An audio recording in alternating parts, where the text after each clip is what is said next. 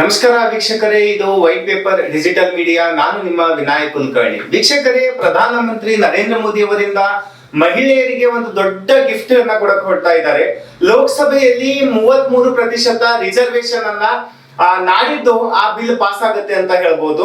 ಯಾಕೆಂತಂದ್ರೆ ಇವತ್ತಿನಿಂದ 3 ದಿನದ ವಿಶೇಷ ಸತ್ರವನ್ನ ಕಳೆದಿದ್ದಾರೆ ಪಾರ್ಲಿಮೆಂಟ್ ಅಲ್ಲಿ. ಆ 3 ದಿನ ವಿಶೇಷ ಸತ್ರದಲ್ಲಿ ಇದರ ಬಗ್ಗೆ ಚರ್ಚೆ ನಡೀತಾ ಇದೆ, ಮಹಿಳಾ ರಿಸರ್ವೇಶನ್ ಗಳ ಬಗ್ಗೆ.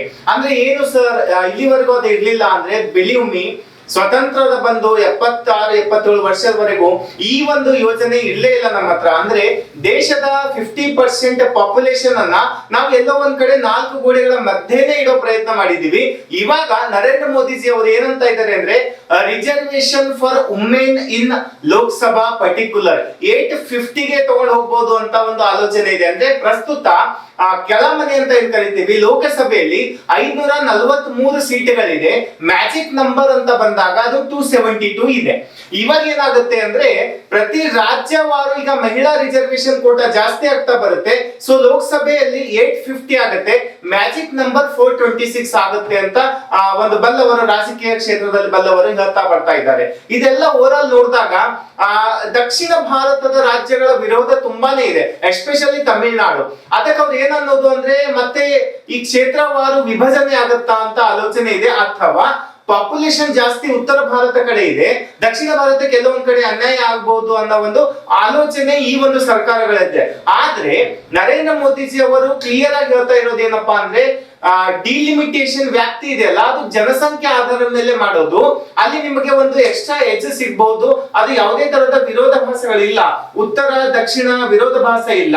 ಪಾಪ್ಯುಲೇಷನ್ ಬೇಸ್ಡ್ ನಾವು ಲೇಡೀಸ್ ರಿಸರ್ವೇಶನ್ ಕೊಡ್ತಾ ಇದೀವಿ ಅಂತ ಒಂದು ಆಲೋಚನೆ ನಡೀತಾ ಇದೆ. ಹಾಗಾದ್ರೆ ನಮ್ಮ ರಾಜ್ಯದ ಪಾಲು ಎಷ್ಟು ಸರ್? ಪ್ರಸ್ತುತ 30 ಇದೆ. ಇದು ಎಲ್ಲೋ ಒಂದ್ ಕಡೆ 55ರಿಂದ 60 ಆಸ್ಪಾಸ್ ಹೋಗ್ಬಹುದು ಅಂತ ಒಂದು ಮಾತು ಬರ್ತಾ ಇದೆ ಈ ಲೋಕಸಭಾ ಕ್ಷೇತ್ರ ವ್ಯಾಪ್ತಿ ಅಂತ ಬಂದಾಗ. Highest at present Uttar Pradesh ಇದೆ. 80 ಜಿಲ್ಲೆಗಳನ್ನ ಹೊಂದಿರತಕ್ಕಂತ, 80 ಲೋಕಸಭಾ ಕ್ಷೇತ್ರಗಳ ಹೊಂದಿರತಕ್ಕಂತ ಉತ್ತರ ಪ್ರದೇಶ ರಾಜ್ಯ ಇದೆಲ್ಲ ಆದ್ಮೇಲೆ 122 ಹೋಗ್ಬೋದು ಅಂತ ಹೇಳ್ತಾ ಇದೆ. 127 ಆಸ್ಪಾಸ್ ಅವರು ಹೋಗಿ ನಿಲ್ತಾರೆ ಅಂತ. ಮತ್ತೆ ಅಗೇನ್ ಹೈಯೆಸ್ಟ್ MP ಸೀಟ್ಸ್ ಉತ್ತರ ಪ್ರದೇಶಕ್ಕೆ ಹೋಗುತ್ತೆ. ಈಗ ಕರ್ನಾಟಕ ಆಸುಪಾಸ್ ನಿಲ್ಲುತ್ತೆ, ಈಗ 55ರಿಂದ 60 ಅಂತ. ತಮಿಳುನಾಡು ಕೂಡ 60ರಿಂದ 65 ನಿಲ್ತಾರೆ ಅಂತ ಹೇಳ್ತಾ ಬರ್ತಾ ಇದ್ದಾರೆ. ಒಟ್ಟಾರೆಯಾಗಿ ನೋಡಿದಾಗ ವೈಟ್ ಪೇಪರ್ ಡಿಜಿಟಲ್ ಮೀಡಿಯಾ ಕೂಡ ಈ ಒಂದು ಬಿಲ್ ಅನ್ನ ಸಮರ್ಥಿಸುತ್ತೆ, ಈ ಒಂದು ಬಿಲ್ ಅನ್ನ ಸ್ವಾಗತಿಸುತ್ತೆ ಅಂತ ಹೇಳ್ಬೋದು. ಯಾಕೆಂದ್ರೆ 21ನೇ ಶತಮಾನದ ಭಾರತ ಈ ತರ ಸ್ಟೆಪ್ಸ್ ಗಳನ್ನ ತಗೋತಾ ಬರ್ಬೇಕು. ಪ್ರತಿ ಒಬ್ಬರು ಕೂಡ ಲೋಕಸಭೆಯಲ್ಲಿ ಪಾರ್ಟಿಸಿಪೇಟ್ ಆಗ್ಬೇಕು.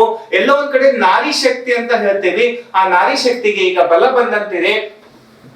ಈಗಲಾದ್ರೂ ನಾರಿ ಶಕ್ತಿ ಹೊರಗಡೆ ಬರಬೇಕು, ದೇಶ ಉನ್ನತ ಅಭಿವೃದ್ಧಿಗೆ ಕರ್ಕೊಂಡು ಹೋಗ್ಬೇಕು ಅಂತ ಹೇಳ್ತಾ ಈ ವಿಡಿಯೋ ಇಲ್ಲಿಗೆ ನಿಲ್ಲಿಸ್ತಾ ಇದ್ದೀನಿ. ಧನ್ಯವಾದಗಳು.